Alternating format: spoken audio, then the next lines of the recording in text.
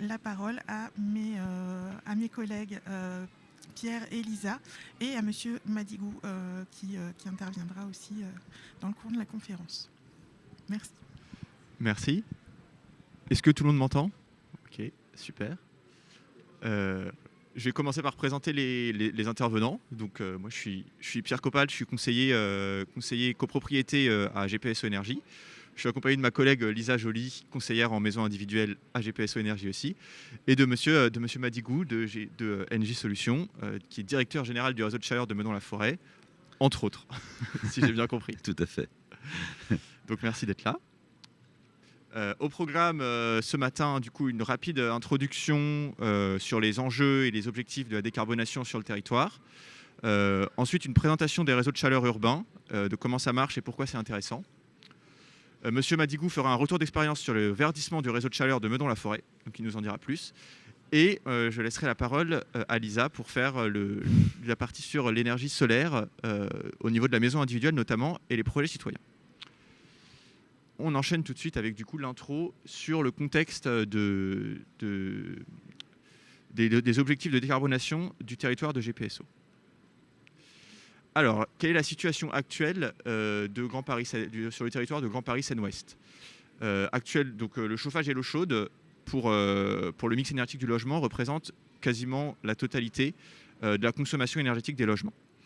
Et sur cette consommation énergétique, une large part provient encore des énergies fossiles, donc 41% du gaz et 10% quand même du fioul. Donc ce qui montre bien qu'il y a un énorme enjeu à décarboner le chauffage et à passer ce chauffage en énergie renouvelable, autre que le gaz et le fioul. Pour ça, le territoire de Grand Paris Seine-Ouest s'est doté de plans qui rentrent en fait, qui s'encastrent dans les objectifs nationaux qui sont donc déjà la neutralité carbone en 2050 et pour 2030 la réduction de 40% des émissions de gaz à effet de serre.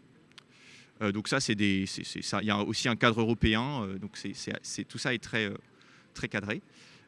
Et au niveau local, c'est décliné par ce qu'on appelle le PCAET, donc le plan climat, air, énergie territorial, qui fixe des objectifs stratégiques en 2050 pour le territoire de GPSO, donc que je vous ai réécrit ici, c'est-à-dire parvenir à un taux de 71% d'énergie renouvelable dans le mix final et en même temps à une baisse de 43% de la consommation énergétique. Les deux objectifs sont indissociables l'un de l'autre parce qu'on ne peut pas atteindre un taux de 71% d'énergie renouvelable en gardant la même consommation qu'actuellement. Et on est obligé de faire décroître notre consommation pour arriver à décarboner l'énergie. Voilà, donc ça, c'est les objectifs au niveau de GPSO. Pour le secteur des logements, il faut trouver comment appliquer ces objectifs-là à ce secteur qui est assez particulier. Et notamment, donc, comme on l'a vu, pour le chauffage, qui est le principal usage énergétique. Et donc là, je présente la méthode ENR Choix développée par l'ADEME pour décarboner le logement sur les territoires, donc qui passe par plusieurs grandes étapes. D'abord, réduire la consommation énergétique, que ce soit par la sobriété ou l'efficacité, qui sont deux notions qu'on confond souvent, mais qui sont différentes. Donc la sobriété, c'est le fait de changer ses usages pour économiser l'énergie. Donc, par exemple, ça peut être de baisser la température de consigne. Tandis que l'efficacité, c'est de garder le même usage, mais en utilisant moins d'énergie pour faire la même chose. Donc l'efficacité, ça sera plutôt d'isoler son logement pour garder la même température. Voilà. Ensuite, il y a la mutualisation, notamment des moyens de production et aussi de distribution. Ça, on va y revenir quand on va parler de réseau de chaleur, parce que le réseau de chaleur, c'est le principal outil de mutualisation. Et enfin, il y a le développement des énergies renouvelables. Une fois que le besoin d'énergie a été bien optimisé, on peut développer des énergies renouvelables pour le chauffage. Donc, que ce soit les premières énergies qui passent par le réseau de chaleur ou d'autres énergies. Donc les principales énergies à développer, c'est la récupération de chaleur fatale. Donc la chaleur fatale, c'est de la chaleur qui est produite par une autre activité donc, et qui est récupérée par opportunisme en quelque sorte. Donc ça peut être notamment pour la chaleur des eaux usées ou la chaleur des déchets, de l'incinération des déchets. Comme par exemple, il y a un incinérateur à Issy-les-Moulineaux, à Icéane. La chaleur est récupérée pour chauffer le réseau de chaleur de Paris, le CPCU, et aussi une partie d'Issy-les-Moulineaux. Ensuite, il y a la création d'énergies non délocalisables, notamment les géothermies. Donc là, on reviendra dessus aussi. Et enfin, les énergies délocalisables à créer. Et là, on parlera notamment du solaire. Donc voilà pour les grands axes pour décarboner le secteur du logement. Donc réduire la consommation, mutualiser production et distribution et développer les énergies renouvelables locales. Donc, pour mutualiser, le principal outil, et quasiment le seul même, c'est les réseaux de chaleur urbains. Donc, qu'est-ce que c'est qu'un réseau de chaleur ? C'est concrètement des tuyaux d'eau chaude qui passent sous les rues et qui distribuent donc, la chaleur sous forme d'eau chaude pour chauffer les maisons et l'eau chaude sanitaire. Concrètement, dans une ville, il y a une unité de chaleur centralisée, qui peut être par exemple l'incinérateur de Issy-les-Moulineaux, un réseau de tuyaux et des sous-stations en bas de chaque immeuble pour distribuer la chaleur. Donc le réseau il est géré par un exploitant qui a une délégation de service public.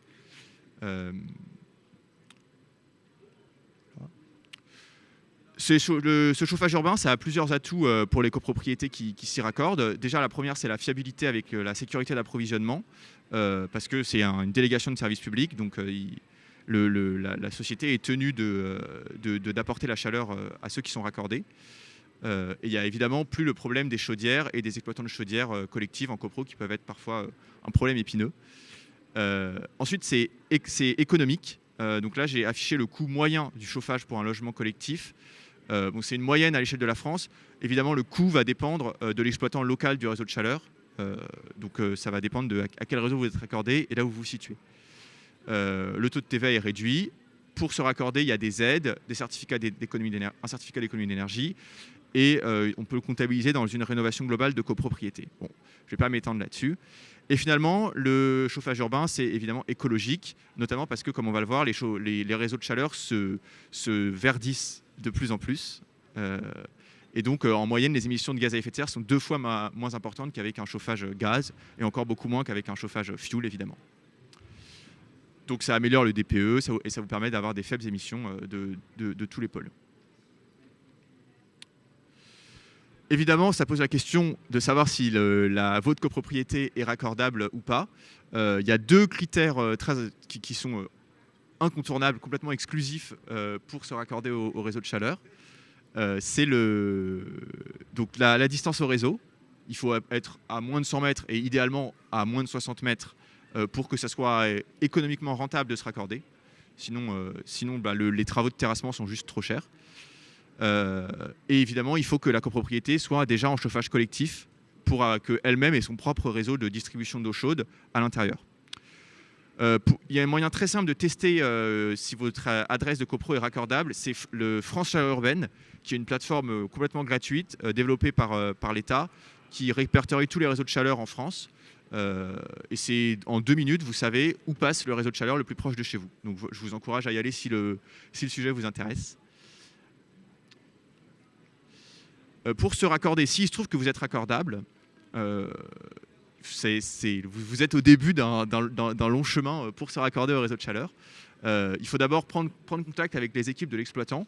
Ça peut se faire via France Chaleur Urbaine ou directement avec monsieur Madigou si vous êtes dans son périmètre. Et ensuite, il y a une étude de faisabilité technique et économique à réaliser. Il faut voir si c'est vraiment acceptable pour la copro de se raccorder. À l'issue de cette étude, il y a une proposition commerciale qui est faite par l'exploitant du réseau, qui inclut le coût de raccordement, le coût de l'abonnement et le coût d'énergie.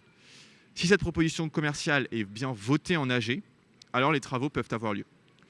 Comme illustration, là, je vous ai mis un avant-après sur une chaudière. Donc c'est à Boulogne, donc c'est l'exploitant IDEX, qui n'est pas la même entreprise que NJ Solutions. Donc eux, ils exploitent le réseau de chaleur de Boulogne-Billancourt. Et donc ils raccordent des copropriétés. Donc concrètement, voilà ce qui se passe. La chaudière collective, donc qui est là une chaudière au gaz, est remplacée par un échangeur de chaleur. Qui sont juste des plaques qui permettent d'échanger la chaleur entre l'eau du réseau et l'eau de la copro. Donc on a un gain de place. Ça on le voit bien. Et voilà pour ma partie. Je vais laisser la parole à monsieur Madigou. Bien, bonjour à tous et à toutes. Moi, je suis ravi d'être avec vous pour vous présenter ce projet de Meudon, du réseau de chaleur au sein de GPSO. Alors, effectivement, nous ne sommes pas IDEX, mais je représente aussi la fédération professionnelle. Donc, je suis ravi de voir que la fédération et les entreprises de la fédération sont présentes sur le territoire de GPSO. Alors, le réseau de chaleur de Meudon, vous avez expliqué beaucoup de choses sur le principe de raccordement. Je ne vais pas forcément revenir dessus. Je vais plutôt raconter l'histoire de ce réseau et pourquoi on en est arrivé à faire un réseau verdi à la géothermie. Et qu'est-ce qui nous a amené en fait à cette décision, sachant que ce réseau, enfin vous le connaissez peut-être, il y a peut-être des Meudonnais dans la salle ou à l'écoute. C'est un réseau qui est principalement raccordé sur des copros ou des bailleurs, puisqu'il y a 14 grosses copros, dont une qui est importante, parce que c'est l'une des plus grandes en Ile-de-France, c'est la résidence Le Parc, et des bailleurs aussi, et demain quelques bâtiments communaux. Voilà. Donc c'est un réseau qui était déjà existant, en fait, qui n'a pas été créé, qui était un réseau qui fonctionnait historiquement depuis, un petit peu d'histoire, depuis 1962, qui a commencé au charbon, au fioul lourd, au fioul, au gaz, à la cogénération. On peut dire que ça a été un vrai musée et qui là maintenant va passer donc à la géothermie à partir de 2026, les travaux ayant commencé.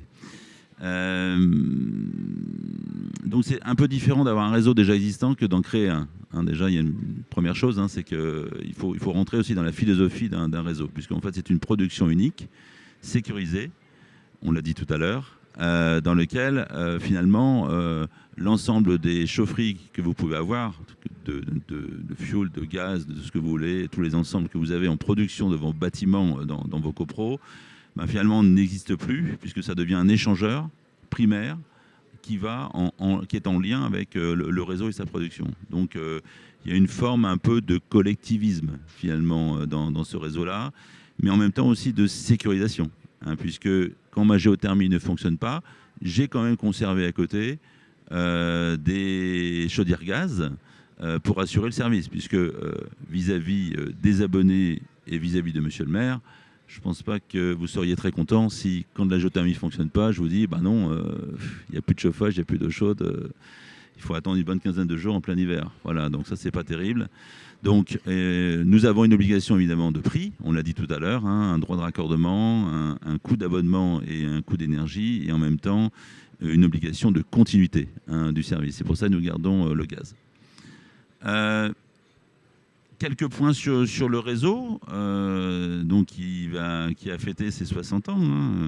Donc c'est un réseau de près de 8 km qui va grandir un petit peu dans le cadre du projet de géothermie, qui dessert le grand plateau de Modane-en-Forêt. On va dire la quasi-totalité des copros sur le quartier du Pavé Blanc, de Meudon et le Pavé Blanc sur Clamart, qu'on appelle le quartier Le Nôtre, sont alimentés aujourd'hui.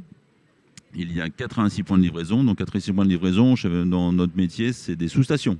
C'est là où devaient sans doute exister des chaudières, quelque part, qui se sont transformées en échangeurs. Et nous livrons 7600 équivalents logements. Alors on raisonne en équivalents logements, ce qui correspond à 7600 équivalents logements. Vous multipliez à peu près par 3 personnes, vous voyez à peu près le nombre d'habitants qui sont livrés en termes de chauffage urbain.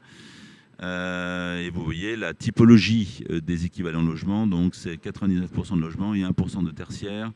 Je crois que nous avons effectivement un collège, la poste, et il me semble que nous avons une église aussi en livraison. Là-dessus, c'est 77% de copro. Donc là, on est passé forcément par des assemblées générales pour faire voter la transformation.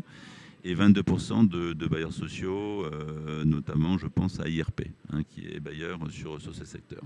Donc c'est un ensemble vraiment habitat, ce qui veut dire qu'on doit de la fourniture en énergie, en chauffage, de globalement octobre jusqu'à mai, en admettant que les hivers soient à peu près rigoureux de la même manière que d'habitude.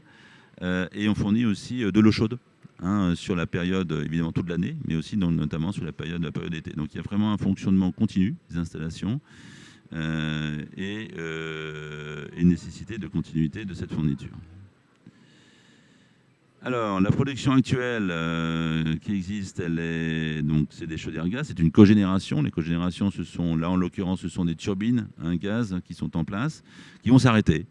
Voilà, puisque le système de la turbine gaz et de la cogénération, c'était que je consomme du gaz, je fais tourner ma turbine, je passe dans un alternateur, je produis de la thermique pour mon réseau, qui est plutôt gratuite, et je vends l'électricité à EDF. Et donc, je fais bénéficier de ce coût-là de revente au travers du tarif pour les abonnés. Ce qui fait que les abonnés de Meudon avaient un tarif plutôt excellent.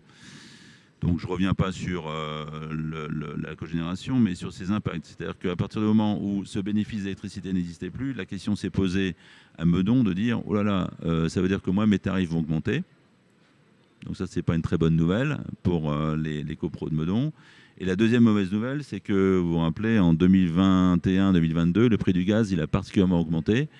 Donc ça faisait en fait le double effet qui se coule, qui a décidé Meudon et ce réseau d'aller transformer et d'effacer ce gaz, que ce soit par la cogénération qui de toute façon s'arrêtait ou par les chaufferies gaz, et de le remplacer par une autre énergie moins chère, plus stable et ENR. Donc des études ont été menées. Nous avons regardé plusieurs solutions en termes de production. On parlait tout à l'heure d'énergie locale. On a regardé notamment la solution de la biomasse. On a recherché de l'énergie fatale aussi. Et finalement, notre solution finale a été d'aller chercher la géothermie, de la géothermie profonde. Alors, il se trouve que nous avions déjà une expérience, en dehors d'être sur Meudon, je suis sur une vingtaine de réseaux sur le nord et l'ouest parisien. J'ai en charge de la direction générale de ces réseaux. Et je suis notamment en charge du réseau d'un voisin, alors qui n'est pas sur GPSO, mais qui est sur le 78, qui s'appelle Vélizy, et qui a aussi une géothermie qui a été mise en œuvre en décembre 2021, et qui a regardé effectivement dans son sous-sol si on pouvait récupérer de l'énergie, et toutes les études d'ingénierie et toutes les analyses géotechniques ont été faites là-dessus et ont permis de montrer qu'on pouvait récupérer un débit de 350 mètres cubes, une eau chaude à 60 degrés, ce qui est équivalent globalement à une puissance de 18 MW, ce qui est une puissance extrêmement importante. Et on a retrouvé, on va dire, de l'autre côté, un petit peu plus loin, alors sachant que la géothermie n'est pas linéaire, ce n'est pas un bassin unique sur l'Île-de-France, il y a des failles, il y a des effets de rupture au niveau des sous-sols. Nous avons retrouvé aussi, au niveau des caractéristiques, la possibilité d'aller chercher une eau autour de 60 degrés et un débit autour de 350 mètres cubes. Voilà. Donc l'expérience de Vélizy, qui est déjà en fonctionnement là, a servi aussi à pouvoir rassurer les Meudonnais sur l'expérience géothermale. Parce qu'il faut bien se rendre compte que je descends à 1500-1600 mètres pour aller chercher de l'eau chaude. J'y suis pas à 1500-1600 mètres, je ne le vois pas ça. Donc là, ça se fait par capteur, ça se fait par caméra, ça se fait par expérience. Et nous avons un certain nombre d'experts dans le groupe Engie Solutions, et c'est pour ça que ces projets-là sont aussi confiés à des entreprises de notre taille, pour aller chercher de l'eau chaude et pour pouvoir le garantir dans le temps. Parce que si je vous dis que ça marche une saison et que ça ne marche pas la saison d'après, je serais évidemment, en tant que président de copro ou copropriétaire, pas très content. Donc on a l'engagement industriel d'aller la chercher, donc la conception, la réalisation, de l'exploiter pendant 25 ans. Et c'est pour ça que sur cette production des géothermies, nous créons une société, une SAS, qui va chercher cette ENR et qui va se pluguer sur le réseau. Et le réseau, lui, distribue vers les abonnés. Donc, c'est le GE Meudon, qui est la société, et qui distribue vers un réseau de chaleur qui est raccordé sur les 14 abonnés copro de Meudon, plus bailleurs, plus les futurs bâtiments de la ville. Voilà. Donc la géothermie, elle va se mettre, après plusieurs recherches de foncier. Il n'y a pas énormément de foncier sur Meudon. Donc on a regardé un petit peu partout et on s'est aperçu qu'il fallait revenir vers notre chaufferie et faire une forme de Tetris, si vous voulez ce que je veux dire. C'est que j'avais ma chaufferie, ma cogé. Comme ma cogé ne fonctionne pas, je l'enlève, je repousse ma chaufferie, je la remets en service de manière à ce qu'elle puisse être opérationnelle pendant une bonne trentaine d'années. Et je pose un chantier de géothermie. Un chantier de géothermie, quand vous le faites, il faut trouver 4000 m². C'est un chantier. C'est une place vraiment de chantier avec une tour de 50 mètres qui va aller chercher, qui va aller creuser jusqu'à 1600 mètres. Elle va le faire pendant 5 mois de manière continue, 24 heures sur 24. Et une fois que le chantier est fait, mes 5000 mètres vont se réduire à 1000 mètres parce que je vais remettre un bâtiment d'exploitation dessus, puisque une fois que j'ai récupéré l'eau à 60 degrés, il faut que je la monte un petit peu en température. Donc, je vais mettre des pompes à chaleur, des échangeurs. Je vais la distribuer sur le réseau. Donc, tous ces éléments, échangeurs et pompes à chaleur, je vais les distribuer, je vais les mettre dans ce qu'on appelle une centrale géothermique. Je vais mettre ma chaufferie gaz à côté, puisque j'ai dit que je sécurisais tout à l'heure mon réseau.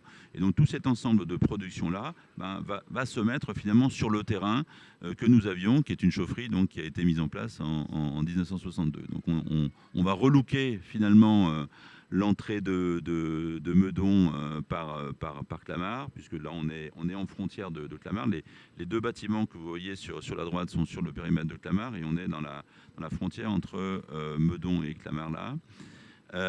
Donc ce sont des travaux importants, puisque j'ai une phase de démolition, j'ai des phases de construction, j'ai des phases de forage, j'ai des phases de construction de bâtiments. C'est un chantier qui dure 4 ans. Donc, qui a démarré en 2022, il a démarré en octobre 2022, et l'objectif vu avec les assemblées générales et vu avec Monsieur le maire, c'est de mettre en service ces installations géothermales à partir d'octobre 2026. Si on fait un peu une chronologie, 1 an de prospection sur le terrain, 2 ans d'études, 3 ans, 4 ans de chantier, 7 ans. Voilà, 7 ans pour mettre en place une énergie ENR, réseau, vertueuse, importante, qui va délivrer les copropriétaires. On part d'un taux ENR, donc un taux vertueux de 0%, puisque je suis qu'au gaz aujourd'hui, chaufferie gaz et COGE, je vais monter à 83%. Voilà. Les abonnés auront une facture qui leur arrivera avec un taux ENR de 83%. À moi de tenir le 83%. C'est mon boulot, je suis exploitant, j'ai le risque industriel. 83%, à l'image de l'Île-de-France, si on regarde un petit peu une courbe, je ne sais pas si je l'ai mise là, non, je ne l'ai pas mise, boum. Hop, c'est en arrière. Ouais, mais je vais pouvoir faire la transition. Ouais, pardon. Ah oui. Si on regarde un peu la courbe amorce, qui est la courbe des prix moyens et des ENR, 83%, c'est un taux ENR extrêmement important. C'est-à-dire que je ne suis en exposition gaz que de 17%. J'étais à 100% jusqu'à présent. Donc le jour où il y a une hémorragie du prix gaz, parce que la géothermie, c'est l'eau chaude que je prends, je l'échange, je la rejette. C'est un circuit complètement fermé. Bon, elle demande de l'électricité, parce qu'il faut que je pompe. C'est normal. Donc, il y a quand même un coût d'électricité dedans. J'ai parlé de pompe à chaleur, j'ai pas parlé d'échangeur, il y a une centrale énergie. Bon, voilà. Quand je pompe mon énergie géothermale, je suis à 90% de ENR. Quand je la distribue, derrière, parce que j'ai quand même des pertes réseau, quand je la distribue, j'arrive à 83%. Donc c'est un système extrêmement pur, finalement, de distribution, et qui est garanti, évidemment, dans le temps. Alors pour faire ce projet-là, qui est un projet qui avoisine, en termes d'investissement pour Engie, une trentaine de millions d'euros, pour la partie production et pour la partie adaptation du réseau et extension du réseau. Nous avons sollicité 2 aides. Une aide au niveau de l'État, au niveau de l'ADEME, ça s'appelle les fonds chaleur. Donc l'ADEME, par rapport à ce que vous disiez tout à l'heure, nous a sorti l'arrêt du NR choix. Nous a dit, bon, très bien. Est-ce qu'on peut faire de la sobriété? Est-ce qu'on peut aller chercher l'énergie fatale? Est-ce qu'on peut aller chercher de la géothermie? Est-ce qu'on peut aller chercher de la biomasse? Comme on a été chercher de la géothermie, on ne va pas chercher la biomasse. Donc il y a un ordre de passage, on va dire, assez clair, qui est donné par l'ADEME. Donc qui a soutenu ce projet-là et donc qui nous a octroyé donc, une subvention importante, subvention qui a été suivie par une subvention aussi de la région Île-de-France. Voilà. Donc sur la trentaine de millions, nous avons près de 7 millions d'euros de subventions qui sont octroyés par, je dirais, les autorités de région et d'État. Donc c'est des points importants. Voilà. Alors, je rejoins la courbe que vous disiez tout à l'heure. Quand nous avons présenté aux 14 AG, parce que nous nous sommes présentés aux 14 AG pour présenter le dossier, dont nous avons eu évidemment beaucoup de questions, nous avons eu beaucoup de comparaisons, beaucoup d'assistants maîtres d'ouvrage qui faisaient des comparatifs à tout ce que vous voulez. Mais ce qui a été certain, c'est que l'énergie que nous proposions en géothermie par rapport à l'énergie gaz ou d'autres énergies, fuel, etc., par le passé, était d'abord bien moins chère, bien stabilisée. Et ce qu'appréciaient aussi les Meudonnais, en tout cas c'est ce qu'ils m'ont dit, moi à chaque fois que je les ai au moins 14 fois rencontrés, c'est l'aspect local. C'est-à-dire qu'effectivement, je descends en vertical de Meudon, je vais chercher de l'énergie, je ne fais pas circuler des camions et de la biomasse, je ne fais pas exporter des choses. On est vraiment dans une énergie ENR pure, prise dans les sous-sols. Alors, petit point quand même à dire, à préciser, mais ça je pense que vous le savez, le sol appartient à la collectivité, à monsieur le maire et aux élus. Le sous-sol appartient au préfet, appartient à l'État. Et c'est l'État qui, quand je vais chercher de l'énergie à 1600 mètres, me donne l'autorisation d'aller la chercher. Donc ça veut dire qu'il faut aussi qu'entre la collectivité et la préfecture, il y ait évidemment un bon accord, ce qui me paraît tout à fait normal, mais il faut aussi que l'opérateur industriel, c'est votre serviteur, il garantisse que ce qu'il va rejeter, quand il va chercher de l'eau quelque part dans la nappe, ça s'appelle le dogger, à 1600 mètres, quand il va chercher cette nappe-là de géothermie importante, il va la chercher, il en récupère l'énergie, il la redescend, qu'il n'y a pas de pollution, que les débits sont bons, que les températures sont garanties et qu'on est bien dans la bonne épure pour qu'il n'y ait pas évidemment d'incident environnemental au niveau des sous-sols. C'est la garantie qu'on apporte et c'est pour ça que ce métier-là est assez particulier. Et puis deux derniers points que je voudrais rajouter. Cette géothermie, elle n'est pas que sur Meudon. Il faut savoir que l'Île-de-France est l'un des territoires d'Europe les plus importants en termes de géothermie. Elle était peut-être sous-utilisée jusqu'à présent. Vous avez peut-être entendu parler d'un grand plan national géothermie qui a été présenté par Madame la ministre de la Transition énergétique, Agnès Pannier-Runacher, il y a quelques mois, qui, évidemment, sur l'Île-de-France, va se développer, puisque c'est une énergie, évidemment, qu'il faut aller chercher, mais qui se développe aussi au niveau national. C'est-à-dire qu'il y a d'autres ressources nationales dans les sous-sols, alors qui sont différentes, ça dépend, parce que plus vous descendez bas, plus c'est chaud. Moins vous descendez bas, plus c'est un petit peu plus froid. Voilà. Et puis plus vous descendez bas, plus vous n'allez pas chercher de l'énergie au dogger, qui est une matière assez facile à aller chercher. Plus vous descendez très très bas, vous arrivez sur des sujets assez compliqués où vous devez fractionner la pierre. Voilà. Et ce fractionnement de pierre, chez nous, NG, on ne le fait pas. On peut aller chercher de l'énergie beaucoup plus forte, mais on ne souhaite pas le faire parce que, en termes écologiques, on ne souhaite pas aller dans ces niveaux-là de profondeur. Voilà.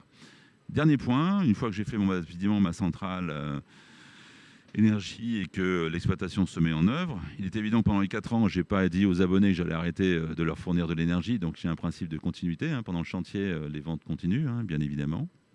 Et puis, dans la partie décorum, dans la partie bâtiment, nous allons aussi solariser notre bâtiment. Voilà, et notamment mettre en place, au travers du permis de construire, du photovoltaïque, qui sera notamment en autoconsommation de notre centrale et qui pourra être revendu sur le réseau si, une fois que l'autoconsommation faite, il reste un solde à revendre sur le réseau électrique. Voilà. Et donc, ce qui me permet de passer la transition à ma voisine. Merci beaucoup pour votre intervention. Je vais vous prendre la zapette. Merci. Alors du coup maintenant on va parler de l'énergie solaire parce que si votre copropriété n'est pas raccordable à un réseau de chaleur ou si vous êtes en maison individuelle, et là c'est plutôt les coûts qui vous empêchent de vous raccorder à un réseau de chaleur, il existe quand même d'autres moyens de décarboner votre système de chauffage et d'eau chaude sanitaire. Ça va être l'énergie solaire. Alors l'énergie solaire, elle se décline de 2 manières. La première manière, qui est un petit peu moins connue, ça va être le solaire thermique, qui va vous permettre d'alimenter un ballon d'eau chaude sanitaire.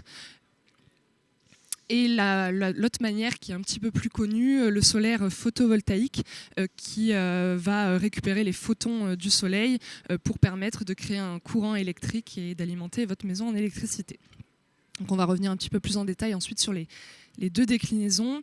Dans un premier temps, ce qui va être commun aux deux, c'est le dimensionnement de l'installation. C'est quelque chose de très important, que ce soit en photovoltaïque ou en thermique. La première chose, ça va être l'orientation de la toiture. Il faut, pour un rendement optimal, avoir une orientation plutôt sud de votre toiture. Ça, c'est assez commun, que ce soit le thermique ou le photovoltaïque. Et ce qui va être également important, ça va être l'inclinaison de la toiture. Là, il va y avoir une petite différence. Pour le photovoltaïque, on va se situer plutôt aux 30 degrés de pente de toiture. Pour le thermique, on peut aller entre 30 et 60 degrés de pente de toiture pour suivre en fait la course du soleil qui, du coup, évolue au cours de la journée. Donc si cette orientation et si cette inclinaison sont adéquates à l'installation de solaire, ce qu'il va falloir faire attention aussi, c'est au masque solaire. Je vous ai mis une petite photo où les masques solaires n'avaient justement pas été pris en compte, puisqu'on voit que la cheminée de la maison fait quand même une ombre sur un tiers, voire la moitié des panneaux tout au long de une grande partie de la journée. Donc ça va faire baisser le rendement et du coup augmenter le temps de retour sur investissement de l'installation. Donc c'est quelque chose à bien regarder, les masques solaires. Ça peut être des cheminées, ça peut être des arbres, ça peut être des constructions existantes ou futures autour de chez vous.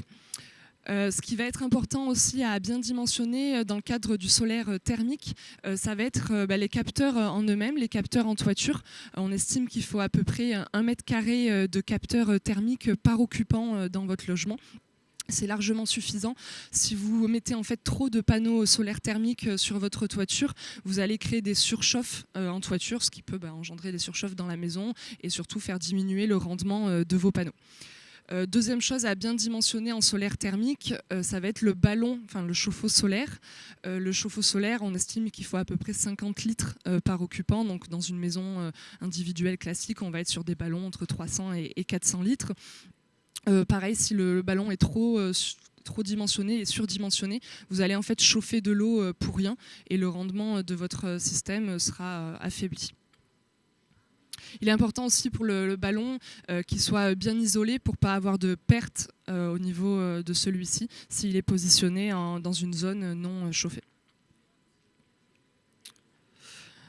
Alors, il existe plusieurs ressources pour estimer le potentiel solaire de votre toiture. La première, c'est la cartographie qu'on a réalisée sur le territoire de Grand Paris Seine-Ouest. Donc, vous avez un petit exemple sur la ville de Sèvres en dessous. Donc, c'est une cartographie qui va estimer le potentiel solaire moyen de votre toiture. Donc en rentrant votre adresse, vous allez pouvoir avoir une estimation de votre production potentielle d'énergie via votre toiture, sachant qu'en Ile-de-France, le potentiel moyen est d'environ 850-900 kWh par mètre carré par an. Voilà, vous avez l'échelle, bien sûr, au plus c'est rouge, au plus le potentiel est important, est excellent. Vous avez la même chose s'il y a certains d'entre vous qui ne font pas partie du territoire de Grand Paris Seine-Ouest, vous avez la même chose à l'échelle de la région, donc créée par la région Île-de-France sur le site smartidf.service. Et une troisième ressource, ça va être le logiciel de l'Institut national sur l'énergie solaire, l'INES. Donc c'est un logiciel gratuit qui s'appelle AutoCalSol, qui va vous permettre, tout comme les cartographies, de faire une estimation de votre potentiel solaire moyen, mais également de faire un premier calcul sur la rentabilité d'une installation. Donc là plutôt pour le photovoltaïque, voir en fonction de vos consommations d'électrique si c'est rentable ou pas de mettre une installation. Alors je vais rentrer un tout petit peu plus dans le détail sur chacune des deux déclinaisons, en commençant par le photovoltaïque. Donc là vous avez l'exemple d'une installation photovoltaïque. Donc en fait comment ça se passe? C'est des panneaux solaires photovoltaïques en toiture qui, via un matériau semi-conducteur qui est le silicium, vont capter les photons du soleil et ça va exciter des électrons qui vont créer un courant continu dans un premier temps. Ensuite, tout ça passe dans un onduleur qui vont transformer le courant continu en courant alternatif, qui est le courant qu'on a chez nous. Cette production électrique, elle va avoir deux moyens d'être valorisée. Soit vous allez l'autoconsommer dans votre maison, donc ce qui va faire réduire vos factures d'électricité, soit vous allez la revendre en totalité, donc la réinjecter sur le réseau national. Et dans ce cas-là, ça va être en fait un petit revenu que vous allez toucher puisque EDF a l'obligation de vous racheter l'électricité que vous réinjectez dans le réseau national. Je passe au solaire thermique. Donc là, pareil, la composition classique d'une installation de solaire thermique. Alors ça, c'est plus simple que ce qu'il en paraît. C'est en fait donc des capteurs thermiques en toiture qui vont venir capter la chaleur du soleil. Via en fait ces capteurs, on va transmettre un fluide caloporteur, donc c'est-à-dire un fluide qui va se charger de cette chaleur. C'est tout simplement de l'eau antigel, de l'eau avec du glycol. Cette eau antigel va céder sa chaleur à un ballon d'eau chaude sanitaire. Donc c'est ce qu'on voit dans le graphique, et du coup va céder sa chaleur au ballon d'eau chaude sanitaire et repartir froide jusqu'au panneau. Donc l'eau antigel est vraiment en circuit fermé, il n'y a pas besoin de remettre de l'eau antigel dans vos panneaux tous les 2 jours, c'est vraiment un circuit fermé.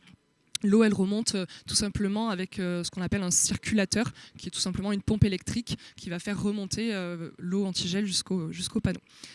Donc ça, c'est le circuit primaire solaire, et vous avez un second circuit qui est en fait l'appoint, puisqu'un appoint est nécessaire, qui peut être soit un appoint électrique, c'est le cas 7B, où là c'est une résistance électrique directement intégrée au système, soit un appoint hydraulique avec le système de chauffage que vous avez en place, votre chaudière, votre pompe à chaleur, etc.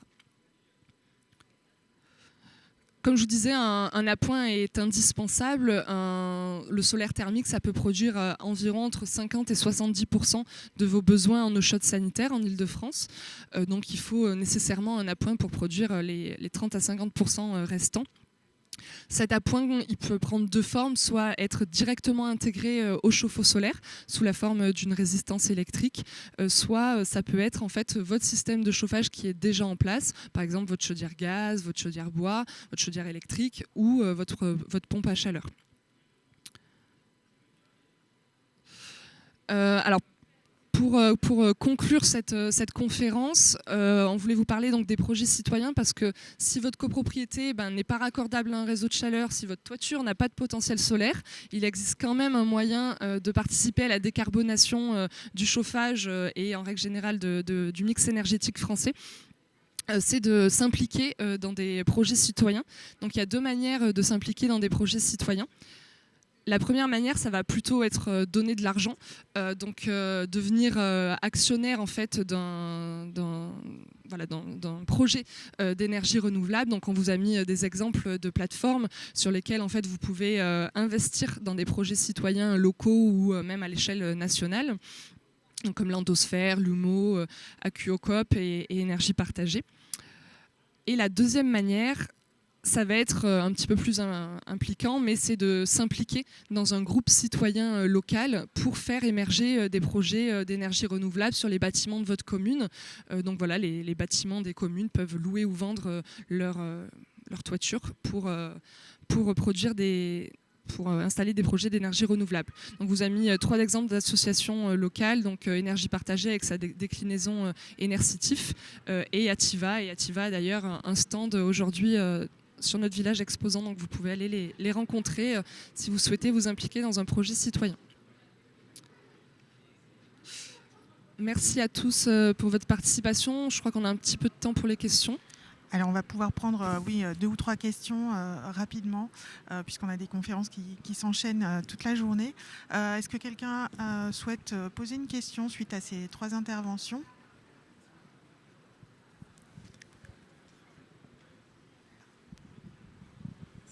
Bonjour. On a habité Meudon la Forêt il y a quelques années, et il y avait historiquement des coupures au mois d'août pour l'entretien des chaudières. Est-ce que ce sera toujours le cas ou pas ? Alors, pas d'eau chaude en fait. D'accord. Il y a toujours un arrêt technique qui est prévu, sauf que là, vous avez bien compris que j'ai 2 énergies. Donc, si les 2 sont amenés à être en fonctionnement, il n'y a pas de coupure, du coup. Voilà. Donc par principe, il n'y a pas de coupure.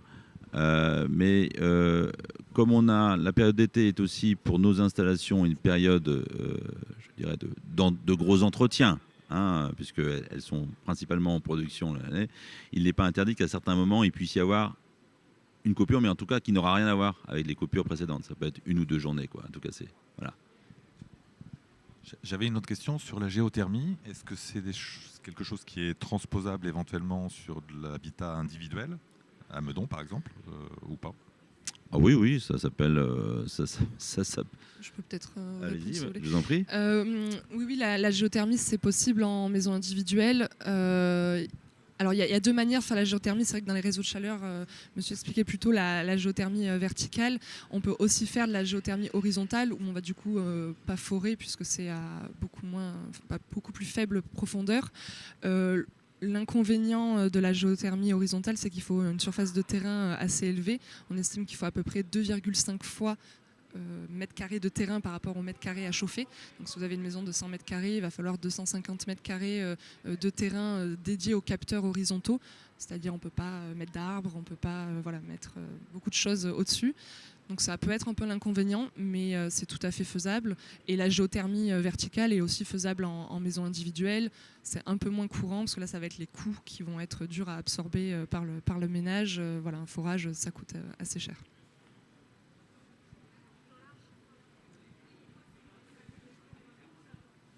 Oui, bonjour, je ne sais pas si vous devez bien m'entendre. Déjà, merci beaucoup pour votre exposé. Moi, je fais partie d'Ativa, donc n'hésitez pas à venir nous voir au stand 22, là, qui est au bout. Mais ce que je voulais vous poser comme question, c'est par rapport au réseau de chaleur, et notamment au développement des réseaux de chaleur dans le cadre de GPSO, puisque j'ai été voir le site là. Et donc pour l'instant il y en a donc un peu à Meudon, un peu je crois j'ai trouvé autour de Sèvres ou de Chaville, quelque chose comme ça. Est-ce qu'il est prévu de développer un peu les réseaux de chaleur sur le territoire de GPSO, et à quel endroit? Merci. Alors oui, il est prévu de développer les réseaux de chaleur. Déjà, il faut savoir que c'est un développement qui est quand même très long. Il va falloir faire des gros travaux. Je pense que vous pourrez en parler ensuite. Là où, au niveau géographique, les premières expansions, ça sera à Boulogne. Le réseau de chaleur de IDEX, ils sont déjà en travaux pour le faire monter vers le nord, le long de la rue de Silly, si je ne dis pas de bêtises. Voilà. Et ensuite, il n'y a rien qui est encore sûr pour le reste. Mais c'est dans les cartons pour tout GPSO, parce que c'est quand même une des principales énergies dans l'avenir, a priori. Je ne sais pas si vous voulez rajouter quelque chose. Oui, je veux bien.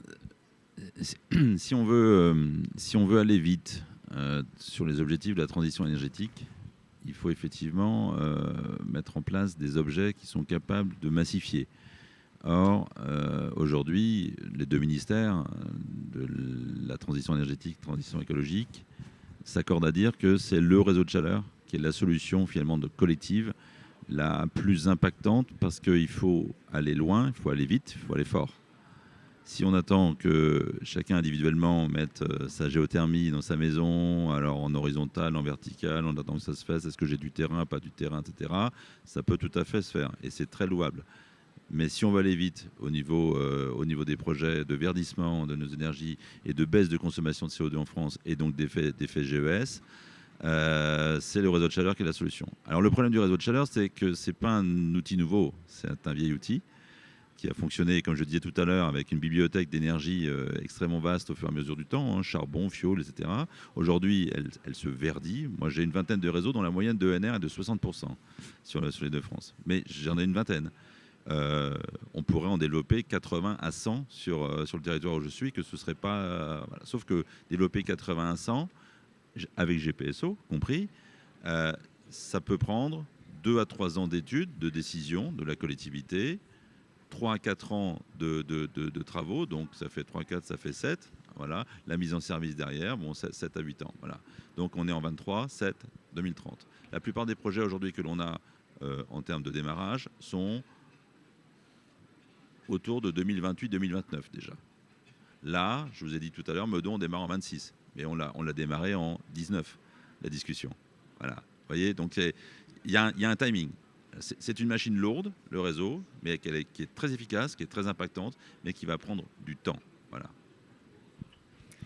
Je vous remercie beaucoup. Je suis désolée, en tant que maître du temps, je vais devoir mettre fin au temps de questions. Merci beaucoup pour votre attention.